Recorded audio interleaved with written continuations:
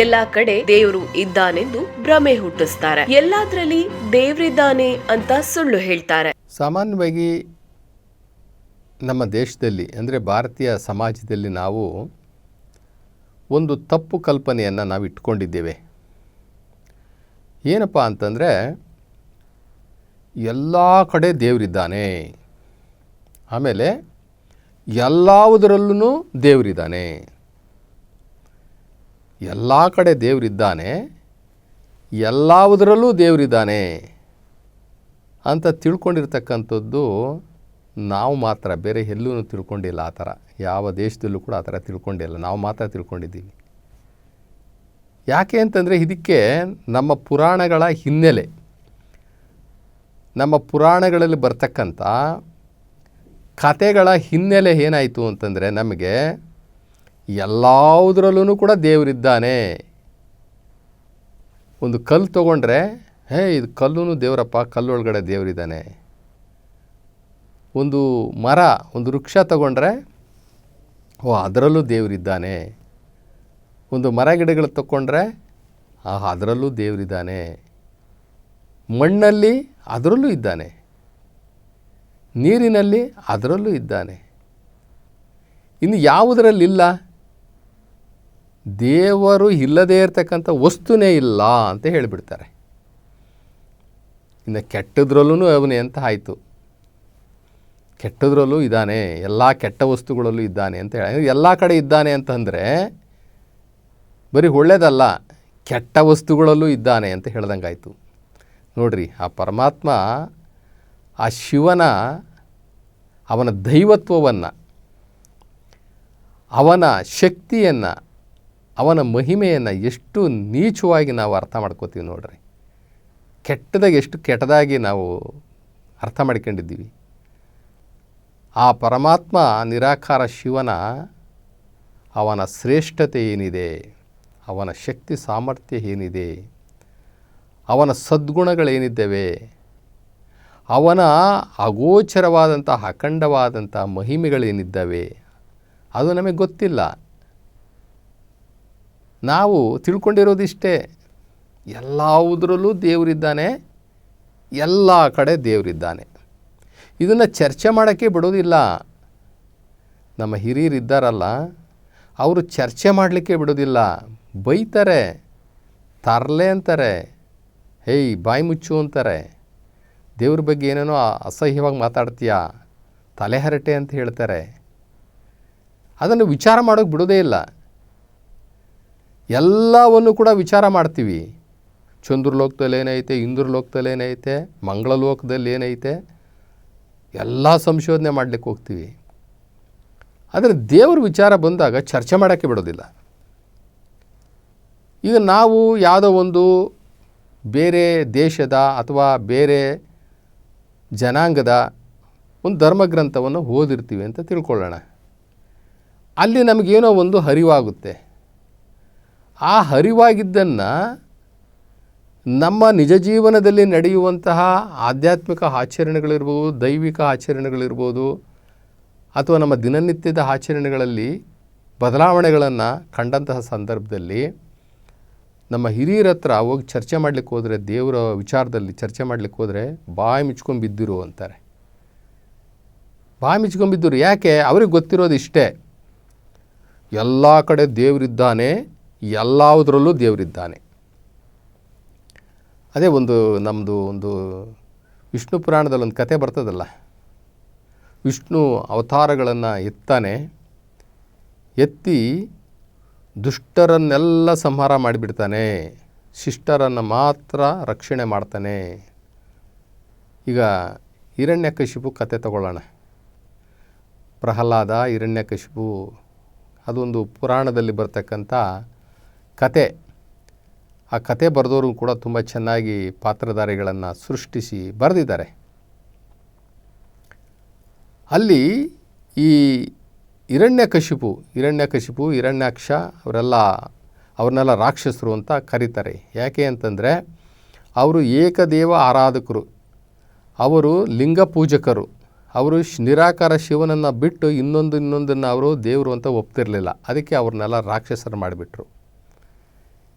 ಅಲ್ಲಿ 2 ಭಾಗ ಇತ್ತು, ಶೈವರು ಮತ್ತು ವೈಷ್ಣವರು ಅಂತ.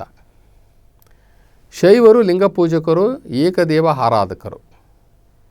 ವೈಷ್ಣವರು ದೇವತೆಗಳ ಆರಾಧಕರು, ಬಹುದೇವ ಆರಾಧಕರು. ಈಗ ಅವರಿಬ್ಬರಲ್ಲಿ ಆಚರಣೆ ವಿಚಾರದಲ್ಲಿ ಅವಾಗವಾಗ ಕ್ಲಾಶಸ್ ಆಗ್ತಾನೆ ಇತ್ತು.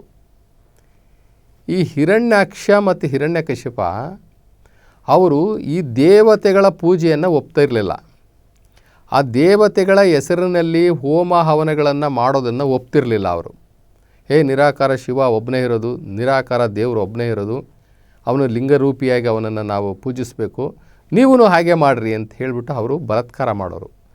ಅದನ್ನು ಒಪ್ಪದೇ ಇರತಕ್ಕಂಥ ಈ ವೈಷ್ಣವರು ಅವರನ್ನು ನೋಡು, ಇವು ನಮ್ಮ ವಿಷ್ಣುವನ್ನೇ ಒಪ್ಪಲ್ಲ, ಇವರು ನಮ್ಮ ವಿಷ್ಣು ಎಂಥ ಪರಾಕ್ರಮಿ, 10 ಅವತಾರಗಳನ್ನು ಎತ್ತಿ ಬಂದು ಬಂದು ಬಂದು ಬಂದು ಈ ಜಗತ್ತನ್ನು ಕಾಯ್ತಾ ಇದ್ದಾನೆ ಅಂತ ಹೇಳಿ ಇವ್ರದ್ದೊಂದು ವಾದ.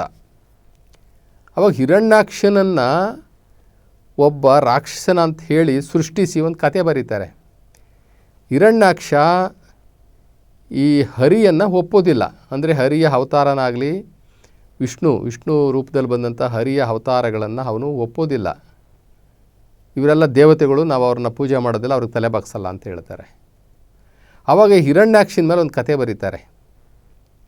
ಹಿರಣ್ಯಾಕ್ಷ ಒಬ್ಬ ರಾಕ್ಷಸ, ಅದಕ್ಕೋಸ್ಕರ ಅವನಿಗೆ ದೈವಭಕ್ತಿ ಇಲ್ಲ, ಅವನು ನಮ್ಮ ವಿಷ್ಣುವನ್ನು ಒಪ್ಪಲ್ಲ ಅಂತ ಹೇಳಿ ಒಪ್ಪದೇ ಇರೋದಕ್ಕೋಸ್ಕರ ಅವರ ಮಗ ಹರಿಭಕ್ತನಾಗಿ ಹುಟ್ಟಿ ತಂದೆ ವಿರುದ್ಧವಾಗಿ ನಿಲ್ತಾನೆ ಅನ್ನುವಂತಹ ಕಥೆಯಲ್ಲಿ, ಆ ಕಥಾ ಸಾರಾಂಶದಲ್ಲಿ ಮಗ ಅಪ್ಪನಿಗೆ ಹೇಳ್ತಾನೆ ಹರಿನೇ ದೇವರು ಅಂತ.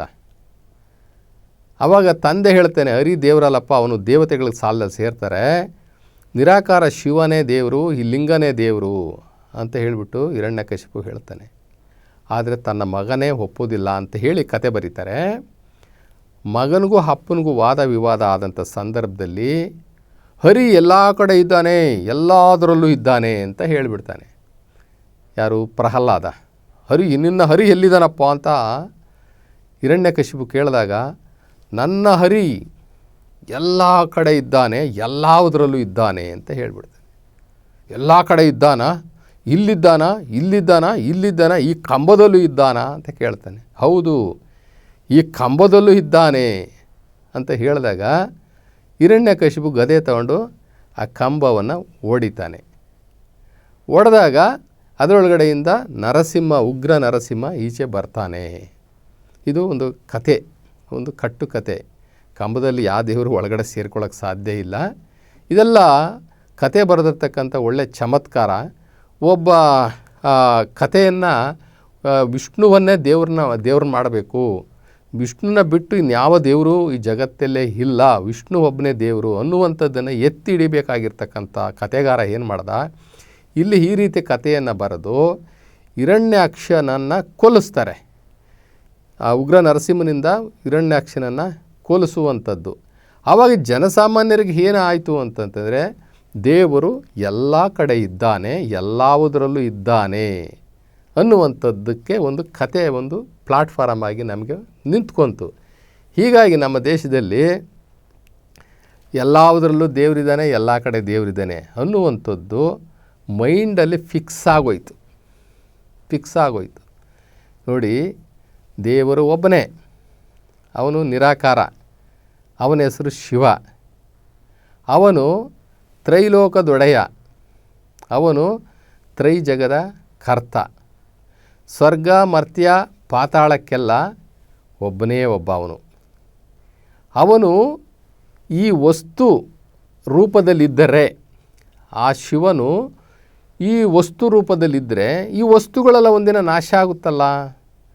ಕಲ್ಲು ದೇವರಾಗಿದ್ದರೆ ನಾವು ಕಲ್ಲು ಹೊಡಿತೀವಲ್ಲ, ಮರ ದೇವರಾದರೆ ಮರನ ಕೊಯ್ತೀವಲ್ಲ, ಈ ಭೂಮಿ ದೇವರಾಗಿದ್ದರೆ ಭೂಮಿನ ಮೆಟ್ಟಿ ನಿಲ್ತೀವಲ್ಲ, ಒಂದಿನ ಪ್ರಳಯಕ್ಕೆ ಒಳಗಾದರೆ ಭೂಮಿ ಎಲ್ಲ ನಾಶ ಆಗ್ಬಿಡ್ತದಲ್ಲ. ಇಲ್ಲಿ ಸೃಷ್ಟಿಕರ್ತ ಯಾವತ್ತೂ ಸೃಷ್ಟಿಯ ವಸ್ತುಗಳಾಗೋದಿಲ್ಲ. ಸೃಷ್ಟಿನೇ ಬೇರೆ, ಸೃಷ್ಟಿಕರ್ತನೇ ಬೇರೆ. ಅದಕ್ಕೆ ನಮ್ಮ ಶರಣರು ಹೇಳ್ತಾರಲ್ಲ, ನೀರ ಕಂಡಲ್ಲಿ ಮುಳುಗುವರಯ್ಯ, ಮರವ ಕಂಡಲ್ಲಿ ಸುತ್ತುವರಯ್ಯ, ಇನ್ನು ಉತ್ತನು ಕಂಡ್ರೂ ಕೂಡ ಸುತ್ತಕ್ಕೆ ಶುರು ಮಾಡ್ತಾರೆ. ಬೆಟ್ಟ ಕಂಡ್ರೆ ಇಲ್ಲ ಬೆಟ್ಟ ಹತ್ಕೊಂಡು ದೇವ್ರು ನೋಡೋಕ್ಕೆ ಅಂತ ಹೋಗ್ತಾರೆ, ಇಲ್ಲಾಂದರೆ ಬೆಟ್ಟನೇ ಸುತ್ತಬಿಡ್ತಾರೆ. ಆದರೆ ಇವನ್ನೆಲ್ಲವನ್ನು ಕೂಡ ಇಟ್ಟಂಥವನು ಆ ಒಬ್ಬ ಇದ್ದಾನೆ, ಆ ದೇವ್ರಂತ ಒಬ್ಬ ಇದ್ದಾನೆ, ಒಬ್ಬ ಪರಮಾತ್ಮ ಶಿವ ಅಂತ ಇದ್ದಾನೆ ಅನ್ನುವಂಥದ್ದೇ ಇವರಿಗೆ ಗೊತ್ತಿಲ್ಲ ಅಂತಂತಂದರೆ, ಅವನ ಸೃಷ್ಟಿಯ ವಸ್ತುಗಳೇ ಇವರಿಗೆ ದೇವ್ರಂಗೆ ಕಾಣಿಸ್ಬಿಟ್ರೆ ಏನು ಮಾಡೋದು?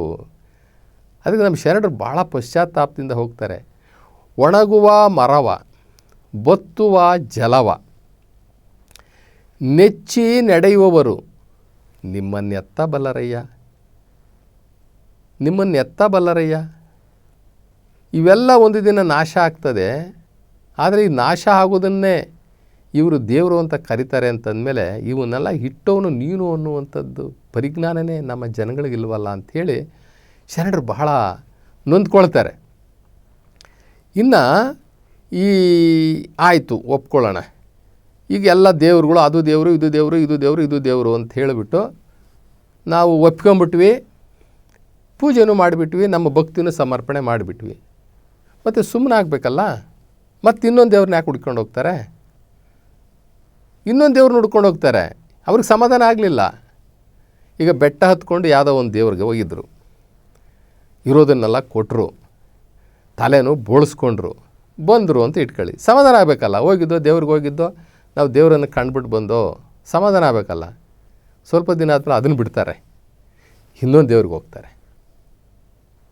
ಯಾಕೆ ಅಂತಂದರೆ ಅವರ ಕಣ್ಣು ಒಪ್ಪಿರಬಹುದು, ಅವರ ಮನಸ್ಸು ಒಪ್ಪಿರಬಹುದು, ಅವರ ಬುದ್ಧಿ ಒಪ್ಪಿರ್ಬೋದು ಅದು ದೇವರು ಅಂತ, ಆದರೆ ಅವ್ರ ಆತ್ಮ ಒಪ್ಪಿಲ್ಲ. ಇದನ್ನು ಸ್ಪಷ್ಟವಾಗಿ ನಾವು ಅರ್ಥ ಮಾಡ್ಕೋಬೇಕು. ಅವರ ಆತ್ಮ ಒಪ್ಪಿಲ್ಲ. ಆತ್ಮಕ್ಕೆ ಯಾರೂ ಯಾಮಾರ್ಸೋಕ್ಕಾಗಲ್ಲ. ಏಕೆಂದರೆ ಆತ್ಮ ಅದು ಪರಮಾತ್ಮನ ಅಂಶ, ಅದು ಶಿವಲೋಕದಿಂದ ಭೂಲೋಕಕ್ಕೆ ಬಂದಿರತಕ್ಕಂಥ ಅದೊಂದು ಚೈತನ್ಯ. ಅದನ್ನು ಯಾಮಾರ್ಸೋಕ್ಕೆ ಯಾರ ಕೈನಲ್ಲೂ ಆಗಲ್ಲ. ಆತ್ಮಕ್ಕೆ ತೃಪ್ತಿ ಆಗಲಿಲ್ಲ.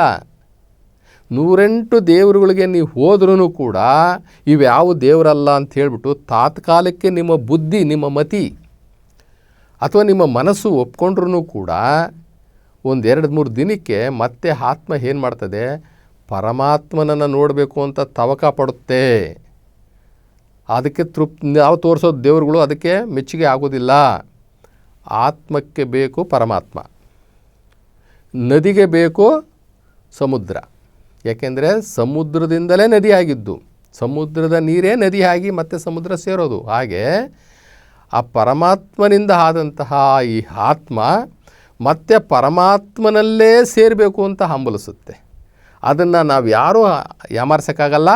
ಆ ನಿರಾಕಾರ ಶಿವನ್ನ ಬಿಟ್ಟು ಇನ್ಯಾವುದನ್ನು ತೋರಿಸಿರೂ ಕೂಡ ಅದು ನಿಮಗೋಸ್ಕರ 1-2 ದಿನ ಸುಮ್ಮನೆ ಇರ್ತದೆ, ತಿರ್ಗಾ ಹಂಬಲ ಸ್ಟಾರ್ಟ್ ಆಗುತ್ತೆ. ಆದ್ದರಿಂದ ನಾವು ನಿರಾಕಾರ ಶಿವನನ್ನು ತೋರಿಸಿದ ದಿನವೇ ಆತ್ಮ ತೃಪ್ತಿಯಾಗುತ್ತೆ. ಆಮೇಲೆ ನೀವು ಯಾವ ದೇವ್ರಿಗೆ ಹೋಗೋದು ಕೂಡ ಅದು ಒಪ್ಪಲ್ಲ. ದೇವ್ರು ಸಿಕ್ಕಾಯ್ತಲ್ಲ ಮತ್ತಿನ್ಯಾಕೆ, ಎಲ್ಲಿಗೆ ಹೋಗೋದು, ಬೇಡ ಅಂತದೆ, ಅಲ್ಲಿಗೆ ನಿಲ್ಲಿಸ್ಬಿಡ್ತದೆ. ಈ ಕೆಲವು ಸಮುದಾಯದವರು ಅವ್ರಿಗೆ ದೇವ್ರು ಸಿಕ್ಕಿದ್ದಾನೆ, ನೀವು ಅವ್ರ ಕೈ ಕತ್ತರಿಸ್ತೀವಿ, ತಲೆ ತೆಗಿತೀವಿ ಅಂದರೆ ಇನ್ನೊಂದು ದೇವ್ರಿಗೆ ಹೋಗೋದಿಲ್ಲ. ನೀವು ಯಾವ ಸಮುದಾಯ ಅಂತ ನೀವೇ ಅರ್ಥ ಮಾಡ್ಕೊಳ್ಳಿ. ಅದು ಯಾವ ಸಮುದಾಯ ದೇವ್ರುಗಳಿಗೆ ಹೋಗೋದಿಲ್ಲ ಅನ್ನೋದು ನೀವೇ ಅರ್ಥ ಮಾಡ್ಕೊಳ್ಳಿ. ನಾವು ಆ ನಿರಾಕಾರ ಶಿವನನ್ನು ಬಿಟ್ಟು ಇನ್ನು ಯಾವ ದೇವ್ರಿಗೆ ಹೋದ್ರೂ ಕೂಡ ನಿಮಗೆ ಅಲ್ದಾಟ ತಪ್ಪಲ್ಲ, ನೀವು ಸ್ಟಾಪ್ ಮಾಡೋದಿಲ್ಲ. ಎಷ್ಟು ದೇವ್ರುಗಳಿಗೆ ಹೋದ್ರೂ ಮತ್ತಷ್ಟು ದೇವ್ರುಗಳಿಗೆ ಹೋಗಬೇಕು, ಆ ದೇವ್ರುಗಳಿಗೆ ಹೋದರೆ ಮತ್ತಷ್ಟು ದೇವ್ರುಗಳಿಗೆ ಹೋಗಬೇಕು ಅಂತ ಅನಿಸುತ್ತೆ ಹೊರತು ಆ ನಿರಾಕಾರ ಶಿವನನ್ನು ಆತ್ಮಕ್ಕೆ ಪರಿಚಯ ಮಾಡಿಕೊಡುವವರೆಗೆ ನಿಮಗೆ ಸುತ್ತಾಟ ತಪ್ಪೋದೇ ಇಲ್ಲ. ದೇವರು ಎಲ್ಲ ಕಡೆ ಯಾಕಿರಬೇಕು, ಎಲ್ಲಿರ್ತಾನೆ? ತುಟ್ಟ ತುದಿಯಲ್ಲಿ, ಬ್ರಹ್ಮಾಂಡದ ತುಟ್ಟ ತುದಿಯಲ್ಲಿದ್ದಾನೆ. ಅಲ್ಲಿಂದ 3 ಲೋಕಗಳನ್ನು ಆಳ್ತಾನೆ. ಇವಾಗ ನಮ್ಮದು ಕೇಂದ್ರ ಸರ್ಕಾರ ಡೆಲ್ಲಿನಲ್ಲಿದೆ, ಅಲ್ಲಿಂದ ಈ ಭಾರತ ದೇಶದ ಭೂಪಟವನ್ನೆಲ್ಲ ಆಳ್ತಾ ಇಲ್ವಾ? ಈ ಆಕಾಶವಾಣಿ ಬೆಂಗಳೂರಲ್ಲಿದೆ, ಅದರ ರಿಸೀವಿಂಗ್ ಸ್ಟೇಷನ್ಸು ಬೇರೆ ಬೇರೆ ಕಡೆನೂ ಇದ್ದಾವೆ. ಅದರ ಮುಖಾಂತರ ಇಡೀ ವ್ಯಾಪ್ತಿಯನ್ನು ಆಕಾಶವಾಣಿ ಆಗಲಿ ದೂರದರ್ಶನ ಆಗಲಿ ಅಲ್ಲಿಂದ ಮಾನಿಟರ್ ಮಾಡ್ತಾ ಇಲ್ವಾ? ಮಾಡ್ತಾ ಇದ್ದಾವೆ. ಎಲ್ಲ ಕಡೆ ಇರ್ಲಿಕ್ಕೆ ಸಾಧ್ಯನಾ? ಈಗ ಚಂದ್ರಲೋಕಕ್ಕೆ ಒಂದು ರಾಕೆಟನ್ನು ಉಡಾವಣೆ ಮಾಡಿದ್ದಾರೆ. ಅದನ್ನು ನಾವು ಹೋಗಿದ್ದೀವಿ ಅಲ್ಲಿಗೆ? ಇಲ್ಲ, ನಾವು ಇಲ್ಲಿ ನಿಂತ್ಕೊಂಡೆ ರಿಮೋಟ್ ಮಾಡ್ತಾ ಇಲ್ವಾ? ಒಬ್ಬ ಮನುಷ್ಯನಿಗೆ ಇಲ್ಲಿಂದ ಹಿಡ್ಕೊಂಡು ಚಂದ್ರಲೋಕದವರೆಗೆ ರಿಮೋಟ್ ಮಾಡ್ತಾನೆ ಅನ್ನೋದಾದರೆ, ಈ ಸೃಷ್ಟಿಯನ್ನೇ ತನ್ನ ಕೈನಲ್ಲಿಟ್ಕೊಂಡು ಲಾಲನೆ ಮಾಡ್ತಾ ಇರ್ತಕ್ಕಂಥ ಭಗವಂತನಿಗೆ, ಶಿವನಿಗೆ ಇವನು ಎಲ್ಲ ಕಡೆ ಇದ್ದುಕೊಂಡೇ ಮಾಡಬೇಕಾ? ಅವನು ಅಲ್ಲಿದ್ಕೊಂಡೇ ನೋಡ್ತಾನೆ, ಅಲ್ಲಿದ್ಕೊಂಡೇ ಮಾನಿಟರ್ ಮಾಡ್ತಾನೆ ಎಲ್ಲವನ್ನು. ಅವನಿಗೆ ಈ ಭೂಲೋಕ ಅಂತಕ್ಕಂಥದ್ದು, ಈ ಬ್ರಹ್ಮಾಂಡ ಅಂತಕ್ಕಂಥದ್ದು ಒಂದು ಸಣ್ಣ ಚೆಂಡಿರ್ಬೋದು, ಅಥವಾ ಒಂದು ಸಣ್ಣ ಮನೆ ಥರ ಇರ್ಬೋದು ಅವನಿಗೆ. ಅದನ್ನು ಬಿಟ್ಟುಬಿಟ್ಟು ನಾವು ಎಲ್ಲ ಕಡೆನೂ ಇದ್ದಾನೆ, ಇಲ್ಲಿದ್ದಾನ ಹೌದು, ಅಲ್ಲಿದ್ದಾನ ಹೌದು, ಇಲ್ಲಿದ್ದಾನೆ, ಈ ಕೋಣೆನಲ್ಲಿದ್ದಾನ, ಈ ಕಂಬದಲ್ಲಿದ್ದಾನ, ಈ ಮರದಲ್ಲಿದ್ದಾನ, ಹೌದು ಹೌದು ಹೌದು ಹೌದು. ಏನು ಅವನ ಶ್ರೇಷ್ಠತೆ ಏನಾಯಿತು? ಅವನ ಘನತೆ ಏನಾಯಿತು? ದೇವರ ಘನತೆ ಏನಾಯಿತು? ಈ ಬಾತ್ರೂಮಲ್ಲೇ ಇದ್ದಾನ? ಆ ಬಾತ್ರೂಮಲ್ಲೇ ಇದ್ದಾನೆ. ಏನಿದು? ದೇವರ ವ್ಯಕ್ತಿತ್ವಕ್ಕೆ, ದೇವರ ಶ್ರೇಷ್ಠತೆಗೆ ಅವನಿಗೆ ಎಷ್ಟು ನಾವು ಕೇವಲ ಮಾಡಿದ್ವಲ್ವ. ಅದರಿಂದ ದೇವರು ಕೈಲಾಸದಲ್ಲಿ ಅಂದರೆ ಶಿವಲೋಕದಲ್ಲಿ ಈ ಜಗತ್ತಿನ ಬ್ರಹ್ಮಾಂಡದ ತುಟ್ಟ ತುದಿಯಲ್ಲಿ ಬೆಳಕಿನ ರೂಪದಲ್ಲಿದ್ದಾನೆ. ಅಲ್ಲಿಂದಲೇ ಇಷ್ಟನ್ನು ಕೂಡ ಮಾನಿಟರ್ ಮಾಡ್ತಾನೆ. ಅವನು ಸರ್ವಶ್ರೇಷ್ಠ. ಅವನು ಈ ಜಗತ್ತನ್ನೇ ಉದ್ಭವ ಮಾಡಿದ್ದಾನೆ. ಈ ಜಗತ್ತನ್ನು ಉದ್ಭವ ಮಾಡಿ ಈ ಸಕಲಗಳನ್ನು ಕೂಡ ಅವನೇ ಮಾಡಿದ್ದಾನೆ. ಹಂಗಿರುವಾಗ ಅವನು ಅದರೊಳಗಡೆ ಇರಬೇಕು ಅಂತ ಏನಿದೆ? ಈಗ ಉದಾಹರಣೆಗೆ ನಮ್ಮಲ್ಲಿ ಕುಂಬಾರರಿದ್ದಾರೆ. ಕುಂಬಾರ ಮಡಿಕೆಯನ್ನು ಮಾಡ್ತಾನೆ. ಮಡಿಕೆಯನ್ನು ಮಾಡಿದ ಕುಂಬಾರ ಅವನು ಮಡಿಕೆ ಹಾಕ್ತಾನ? ಮಡಿಕೆನೇ ಬೇರೆ, ಕುಂಬಾರನೇ ಬೇರೆ. ಮಡಿಕೆ ಮಾಡಿದವ ಕುಂಬಾರ, ಆದರೆ ಮಡಿಕೆ ಕುಂಬಾರನಲ್ಲ. ಬೆಳೆಯನ್ನು, ಬೀಜವನ್ನು ಬಿತ್ತಿದವ, ಬೆಳೆದವ ಅವನು ಯಾರು? ಕೃಷಿಕ. ಅವನು ಒಕ್ಕಲಿಗ. ಬೆಳೆ ತಾನು ಒಕ್ಕಲಿಗನೇ, ಆ ಬೆಳೆ ಒಕ್ಕಲಿಗ ಆಗೋಕ್ಕಾಗುತ್ತಾ? ಇನ್ನು ಚಿನಿವಾರ ಆಭರಣಗಳನ್ನ ಮಾಡ್ತಾನೆ. ಆ ಆಭರಣಗಳು ಚಿನಿವಾರ ಆಗ್ಲಿಕ್ಕೆ ಸಾಧ್ಯನಾ? ಕಮ್ಮಾರ ಏನು ಮಾಡ್ತಾನೆ? ಕಬ್ಬಿಣವನ್ನು ತಯಾರು ಮಾಡ್ತಾನೆ. ಕಬ್ಬಿಣವನ್ನು ತಯಾರು ಮಾಡಿದ ಆ ಕ್ಷಣಕ್ಕೇ ಆ ಕಬ್ಬಿಣವೇ ಆ ಕಮ್ಮಾರನಾಗ್ತಾನ. ಇನ್ನು ಚಪ್ಪಲಿಯನ್ನು ತಯಾರು ಮಾಡೋನು ಚಮ್ಮಾರ. ಆ ಚಪ್ಪಲಿ ಚಮ್ಮಾರನಾಗ್ಲಿಕ್ಕೆ ಸಾಧ್ಯನಾ? ಹಾಗೆ ಈ ಜಗತ್ತನ್ನು ಸೃಷ್ಟಿಸಿದವನು ಪರಮಾತ್ಮ ನಿರಾಕಾರ ಶಿವ, ಅವನೇ ಜಗತ್ತಾಗ್ಲಿಕ್ಕೆ ಸಾಧ್ಯನಾ? ಸಾಧ್ಯ ಇಲ್ಲ. ಅದೆಲ್ಲ ನಮ್ಮ ತಪ್ಪು ಕಲ್ಪನೆ. ನಾವು ಅವನ ಮಟ್ಟಕ್ಕೆ ನಾವು ಹೋಗಿ ಅವನನ್ನು ಅರ್ಥ ಮಾಡಿಕೊಳ್ಳುವಂತಹ ಜ್ಞಾನ, ಆ ದಿವ್ಯ ಚಕ್ಷು, ಅಂತರ್ಚಕ್ಷು, ಆ ದಿವ್ಯ ಜ್ಞಾನ ನಮಗೆ ಇಲ್ಲದೇ ಇರೋದ್ರಿಂದ ನಾವೇನು ಮಾಡ್ತಾಯಿದ್ದೀವಿ ಅಂತಂದರೆ, ಅವನ ಆ ಘನತೆಗೆ, ಅವನ ದೈವತ್ವಕ್ಕೆ, ಆ ಪರಮಾತ್ಮ ಶಿವನ ದೈವತ್ವಕ್ಕೆ ಧಕ್ಕೆ ಬರೋ ರೀತಿಯಲ್ಲಿ ನಾವು ನಡ್ಕೋತಾ ಇದ್ದೀವಿ. ಎಲ್ಲ ಕಡೆ ಆ ಶಿವ ಇರ್ಲಿಕ್ಕೆ ಸಾಧ್ಯ ಇಲ್ಲ, ದೇವರು ಇರ್ಲಿಕ್ಕೆ ಸಾಧ್ಯನೇ ಇಲ್ಲ. ಬ್ರಹ್ಮಾಂಡವನ್ನು ರಚಿಸಿದ ಕ್ಷಣಕ್ಕೆ ಬ್ರಹ್ಮಾಂಡದೊಳಗಡೆ ಎಲ್ಲ ವಸ್ತುಗಳಲ್ಲಿ ಅವನು ಯಾಕಿರಬೇಕು? ನೋಡಿ ಎಷ್ಟು ಚೆನ್ನಾಗಿ ನಮ್ಮ ಶರಣರು ಹೇಳಿದ್ದಾರೆ, ಎಷ್ಟು ಚೆನ್ನಾಗಿ ಹೇಳಿದ್ದಾರೆ ನೋಡಿ. ಕಮ್ಮಾರನು ಕಬ್ಬಿಣವನ್ನು ಮಾಡಿದ ತಕ್ಷಣಕ್ಕೆ ಕಬ್ಬಿಣ ಕಮ್ಮಾರನಾಗುವುದಿಲ್ಲ. ಮಡಿಕೆಯನ್ನು ಮಾಡಿದಂತಹ ಕುಂಬಾರ, ಆ ಮಡಿಕೆ ತಾನು ಕುಂಬಾರನಲ್ಲ. ವ್ಯವಸಾಯವನ್ನು ಮಾಡಿ ಬೆಳೆಯನ್ನು ತೆಗೆಯುವಂತಹ ಒಕ್ಕಲಿಗ ತಾನು ಆ ಬೆಳೆ ಆಗುವುದಿಲ್ಲ. ಆದ್ದರಿಂದ ಈ ಸೃಷ್ಟಿಯನ್ನು ಸೃಷ್ಟಿಸಿದ ಪರಮಾತ್ಮನು ಈ ಸೃಷ್ಟಿ ಒಳಗಡೆ ಇಲ್ಲ. ಅವನು 3 ಲೋಕದ ಒಡೆಯನಾಗಿದ್ದಾನೆ. 3 ಲೋಕದ ಒಡೆಯನಾಗಿದ್ದು ಅವನು ಶಿವಲೋಕದಲ್ಲಿದ್ದು ಅಲ್ಲಿಂದಲೇ ಈ 3 ಲೋಕಗಳನ್ನು ಸಹ ಅವನು ನಿರ್ವಹಣೆ ಮಾಡ್ತಾ ಇದ್ದಾನೆ, ಪೋಷಣೆ ಮಾಡ್ತಾ ಇದ್ದಾನೆ. ಅವನನ್ನು ನಾವು ಮನುಷ್ಯನ ಮಟ್ಟಕ್ಕಾಗಲಿ ಅಥವಾ ಮನುಷ್ಯನನ್ನು ದೇವರ ಮಟ್ಟಕ್ಕಾಗಲಿ ತೊಗೊಂಡೋದ್ರೆ ದೇವರ ವ್ಯಕ್ತಿತ್ವಕ್ಕೆ ನಮಗೆ ಅಪಚಾರ ಮಾಡ್ದಂಗೆ ಆಗುತ್ತೆ. ಅವು ಏನಾದರೂ ದೇವರು ಈ ಭೂಮಿ ಮೇಲೆ ಬಂದುಬಿಟ್ಟಿದ್ರೆ ಅವನಿಗೂ ಪ್ರಳಯ ಆಗ್ತಾಯಿತ್ತು, ಅವನು ಪಾಪ ಪುಣ್ಯಗಳಿಗೆ ಭಾಗಿಯಾಗ್ತಾ ಇದ್ದ. ಇನ್ನು ಸ್ವರ್ಗ ನರಕ ಅಂತ ಯಾಕೆ ಮಾಡಬೇಕಾಯಿತು? ಬೇಕಾಗಿರಲೇ ಇಲ್ಲ. ಪಾಪ ಪುಣ್ಯ ಅಂತ ಯಾಕೆ ಮಾಡಬೇಕಾಯಿತು? ಯಾಕಂದರೆ ದೇವರೇ ಇಲ್ಲೇ ಇದ್ಬಿಟ್ಟಿದ್ನಲ್ಲ, ಇದನ್ನೇ ಸ್ವರ್ಗ, ಇದನ್ನೇ ನರಕ ಆಗಿಬಿಡ್ತಿತ್ತು. ಇನ್ನು ಪಾಪ ಪುಣ್ಯ ಅಂತಕ್ಕಂಥದ್ದು, ಸ್ವರ್ಗ ನರಕ ಅಂತಕ್ಕಂಥದ್ದು, ಭಕ್ತ ಮತ್ತು ಭಗವಂತ ಅಂತಕ್ಕಂಥ ಭೇದ ಭಾವ ಯಾವುದೂ ಇರ್ತಿಲ್ಲ. ಪಾಪ ಏನೂ ಎಲ್ಲ ಕಲಸಿ ಮೆಣಸಿನ್ಕಾಯಿ ಆಗ್ಬಿಡ್ತಿತ್ತು, ಎಲ್ಲ ಒಂದೇ ಆಗ್ಬಿಡ್ತಿತ್ತು. ಈಗ ದೇವರು ಇಲ್ಲೇ ಇದ್ದಿದ್ರೆ ಪ್ರಳಯ ಯಾಕೆ ಆಗ್ತಿತ್ತು? ದೇವರು ನಮ್ಮ ಜೊತೆಯಲ್ಲಿ ಎಲ್ಲದರಲ್ಲಿ ಇದ್ದಿದ್ರೆ, ನಮ್ಮ ಒಳಗಡೆ ಇದ್ದಿದ್ದರೆ ವ್ಯಕ್ತಿನೇ, ಇವು ಕೆಲವು ಕಡೆ ವ್ಯಕ್ತಿನೇ ದೇವರು ಅಂತಾರೆ, ಮನುಷ್ಯನೇ ದೇವರು ಅಂತಾರೆ. ಮನುಷ್ಯನೇ ದೇವರಾದರೆ ಮನುಷ್ಯ ಯಾಕೆ ಸುಳ್ಳು ಹೇಳ್ತಾನೆ?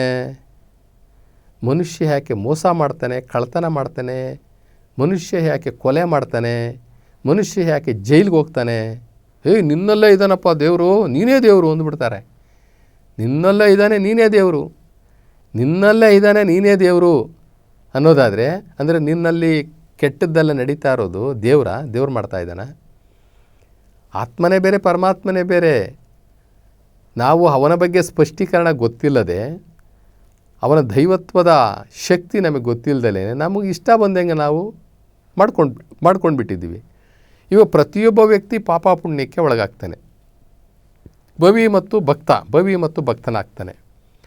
ಅವನು ನಮ್ಮ ಜೊತೆ ಇದ್ದಿದ್ರೆ ನಾವೆಲ್ಲ ದೇವ್ರುಗಳಾಗ್ಬಿಡ್ತಿದ್ವಲ್ಲ. ಭೂಮಿ ಮೇಲೆ ನಮ್ಮ ಜೊತೆಯಲ್ಲಿ ಎಲ್ಲ ವಸ್ತುಗಳಲ್ಲಿ ಅವನಿದ್ದಾನೆ ಅನ್ನೋದಾಗಿದ್ದಿದ್ರೆ ನಾವು ಈ ಭೂಮಿ ಸ್ವರ್ಗನೇ ಆಗ್ಬಿಡ್ತಿತ್ತಲ್ಲ. ಯಾಕೆ ಅಂದರೆ ದೇವರಿರೋ ಜಾಗ ಅಂತಂದ್ರೆ ಏನು, ಅದೇ ನರಕನ? ಅದು ಸ್ವರ್ಗನೇ ಆಗ್ಬಿಡ್ತಾ ಇತ್ತಲ್ಲ. ಯಾರು ತಪ್ಪೇ ಮಾಡ್ತಿರಲಿಲ್ಲ. ಯಾಕಂದ್ರೆ ದೇವ್ರ ಮಧ್ಯದಲ್ಲಿ ಇದ್ದೀವಲ್ಲ, ನಮ್ಮಲ್ಲೇ ದೇವರಿದ್ದಾನೆ ಅಂತ ಬೇರೆ ಮಾತಾಡ್ತೀವಲ್ಲ, ಎಲ್ಲೆಲ್ಲೂ ದೇವರೇ ಇದ್ದಾನೆ ಅಂತ ಹೇಳ್ತೀವಲ್ಲ. ಎಲ್ಲೆಲ್ಲೂ ದೇವರೇ ಇರುವಾಗ ತಪ್ಪು ಮಾಡಲಿಕ್ಕೆ ಯಾಕೆ ಸಾಧ್ಯ? ಎಲ್ಲ ಕಡೆ ದೇವ್ರು ಇರುವಾಗ ಕೊಲೆಗಳು ಹಾಕಾಗ್ತವೆ, ಜೈಲುಗಳು ಹಾಕಬೇಕಾಗಿತ್ತು, ಪೊಲೀಸ್ನವ್ರು ಹಾಕಬೇಕಾಗಿತ್ತು. ಎಲ್ಲ ಮನುಷ್ಯರು ದೇವತಾ ಮನುಷ್ಯರೇ ಆಗಿಬಿಡ್ತಿದ್ರಲ್ಲ, ಎಲ್ಲ ದೈವ ಮಾನವರೇ ಆಗಿಬಿಡ್ತಿದ್ರಲ್ಲ. ಈ ಭೂಮಿ ಮೇಲೆ ಕೆಟ್ಟದ್ದು ಅಂತದ್ದೇ ಇರ್ತಿರ್ಲಿಲ್ವಲ್ಲ. ಎಲ್ಲಿ ನೋಡಿದ್ರು ಒಳ್ಳೆಯದೇ, ಎಲ್ಲಿ ನೋಡಿದ್ರು. ಯಾಕೆ? ಎಲ್ಲ ಕಡೆ ದೇವರಿದ್ದಾನೆ, ಎಲ್ಲದರಲ್ಲೂ ದೇವರಿದ್ದಾನೆ. ಇನ್ನು ಕೆಟ್ಟದ್ದು ಎಲ್ಲಿಂದ ನೋಡಬೇಕಾಗಿತ್ತು ನಾವು? ಆದ್ದರಿಂದ ಆ ಸೃಷ್ಟಿಕರ್ತ ನಿರಾಕಾರ ಶಿವ, ಅವನು ತಾನು ಶಿವಲೋಕದಲ್ಲಿದ್ದುಕೊಂಡು, ಆ ಸ್ವರ್ಗಲೋಕದಲ್ಲಿ ಇದ್ದುಕೊಂಡು, ಅಥವಾ ಕೈಲಾಸದಲ್ಲಿದ್ದುಕೊಂಡು, ಬೆಳಕಿನ ರೂಪದಲ್ಲಿ ಈ ಜಗತ್ತಿನ ಈ ಬ್ರಹ್ಮಾಂಡದ ತುದಿಯಲ್ಲಿದ್ದುಕೊಂಡು ಈ ಸಮಷ್ಟಿಯನ್ನೆಲ್ಲ, ಈ ಸೃಷ್ಟಿಯನ್ನೆಲ್ಲವನ್ನು ಕೂಡ ಆಳ್ವಿಕೆ ಮಾಡ್ತಾ ಇದ್ದಾನೆ. ಆದ್ದರಿಂದ ನಾವು ಅವನ ದೈವತ್ವಕ್ಕೆ ಚ್ಯುತಿ ಬಾರದಂತೆ ನಾವು ಅವನ್ನ ಅರ್ಥ ಮಾಡ್ಕೊಬೇಕು. ನಾವು ತಪ್ಪಾಗಿ ಅರ್ಥ ಮಾಡ್ಕೋಬಾರ್ದು. ಶಿವನನ್ನು ಸೀದಾ ನೇರ ನಾವು ಅರ್ಥ ಮಾಡಿಕೊಳ್ಬೇಕು. ಈಗ ನಾವು ದೇವರು ಅಂದ ತಕ್ಷಣಕ್ಕೆ ಎಲ್ಲದರಲ್ಲೂ ದೇವರನ್ನು ನೋಡುವಂತಹ ಆ ಒಂದು ಕಾನ್ಸೆಪ್ಟನ್ನು ಬಿಟ್ಟುಬಿಡಬೇಕು. ಅದು ದೇವರು ಮಾಡಿರ್ತಕ್ಕಂಥ ಒಂದು ವಸ್ತು ಅಷ್ಟೇ. ಏನಕ್ಕೆ ಇಟ್ಟಿದ್ದಾನೆ ಅದು ಅವನಿಗೆ ಗೊತ್ತು. ಮನುಷ್ಯನ ಅಗತ್ಯಕ್ಕೋಸ್ಕರ ಇಟ್ಟಿದ್ದಾನೆ. ಬೆಟ್ಟ ಇಟ್ಟಿದ್ದ. ಇವತ್ತು ಬೆಟ್ಟನೆಲ್ಲ ನಾವು ಕಡಿದು ಅದರಲ್ಲಿ ಬೆಟ್ಟನೆಲ್ಲ ತೊಗೊಂಡು ಜಲ್ಲಿಗಳು ಮಾಡ್ತಾ ಇಲ್ವಾ? ಅದರಲ್ಲಿ ಬರ್ತಕ್ಕಂಥ ಬಂಡೆಗಳನ್ನೆಲ್ಲ ಕೊಯ್ತಾ ಇಲ್ವಾ? ನಮ್ಮ ಮನುಷ್ಯನಿಗೆ ಉಪಯೋಗ ಆಗ್ತಾ ಇಲ್ವಾ? ಅದರಲ್ಲಿರ್ತಕ್ಕಂಥ ಉಕ್ಕು, ಕಬ್ಬಿಣ, ಚಿನ್ನ, ಬೆಳ್ಳಿ ಎಲ್ಲ ನಾವು ತೆಗಿತಾ ಇಲ್ವಾ?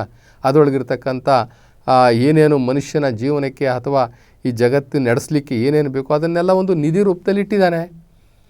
ಆ ನಿಧಿ ರೂಪದಲ್ಲಿ ಇಟ್ಟಿರೋದನ್ನು ನಾವು ನಮ್ಮ ಉಪಯೋಗಕ್ಕೆ ಇಟ್ಟಿದ್ದಾನೆ ಅಷ್ಟೇ. ಅವೆಲ್ಲ ದೈವತ್ವ ಅಲ್ಲ, ಅವೆಲ್ಲ ದೈವ ಅಲ್ಲ. ಅವೆಲ್ಲವೂ ಕೂಡ ಇವತ್ತು ನಮ್ಮ ಇಷ್ಟಕ್ಕೆ ನಾವು ಒಂದು ಕಲ್ಲು ತೊಗೊಂಡು ಬಂದುಬಿಟ್ಟು ದೇವರು ಮನುಷ್ಯ ರೂಪದಲ್ಲಿದ್ದಾನೆ ಅಂತಂದ್ಬಿಟ್ಟು ಅವನಿಗೆ ತಲೆ, ಕಣ್ಣು, ಕಿವಿ, ಮೂಗು, ಬಾಯಿ, ಹೊಟ್ಟೆ, ಕಾಲುಗಳು ಎಲ್ಲ ಕೊಟ್ಬಿಟ್ಟು ಇವನೇ ದೇವರು ಅಂತಂದ್ರೆ ಅದು ನಮ್ಮ ಅಜ್ಞಾನ. ದೇವರು ಮನುಷ್ಯನ ರೂಪದಲ್ಲಿಲ್ಲ, ಅವನು ಬೆಳಕಿನ ರೂಪದಲ್ಲಿದ್ದಾನೆ. ಅವನನ್ನು ನೋಡೋದಕ್ಕೆ ನಮಗೆ ಈ ಭೌತಿಕ ಕಣ್ಣುಗಳು ಸಾಕಾಗಲ್ಲ. ಈ ಭೌತಿಕ ಕಣ್ಣುಗಳು ನಮಗೆ ಸಾಕಾಗೋದಿಲ್ಲ. ಒಳಗಡೆ ಇನ್ನೊಂದಿದೆಯಲ್ಲ, ಆ ಕಣ್ಣಿಂದ ನೋಡ್ಬೋದು. ನಮ್ಮ ಅಂತರ್ಚಕ್ಷುವಿಂದ ನಾವು ನೋಡ್ಬೋದು. ನಮ್ಮ ಜ್ಞಾನದ ಕಣ್ಣು ಅಂತಕ್ಕಂಥದ್ದು ಇನ್ನೊಂದಿದೆ ಒಳಗಡೆ. ಆ ಜ್ಞಾನದ ಕಣ್ಣನ್ನು ನಾವು ಓಪನ್ ಮಾಡಿಕೊಂಡು ಯೋಗ ಮಾಡೋದ್ರ ಮುಖಾಂತರ ಶಿವಯೋಗಿಗಳಾಗಿ ಅದನ್ನು ನಾವು ಓಪನ್ ಮಾಡಿಕೊಂಡು ಆ ನಿರಾಕಾರ ಶಿವನನ್ನು ನೋಡಬೇಕೇ ಹೊರತು ಸಿಕ್ಕಿದ ಕಡೆ ನೋಡಿಬಿಡ್ತೀನಿ ಎಲ್ಲದರಲ್ಲೂ ಇದ್ದಾನೆ. ಅದು ಮನುಷ್ಯನ ಬುದ್ಧಿಯ ಕೀಳುಮಟ್ಟದ ಒಂದು ಆಲೋಚನೆ ಅಷ್ಟೇ.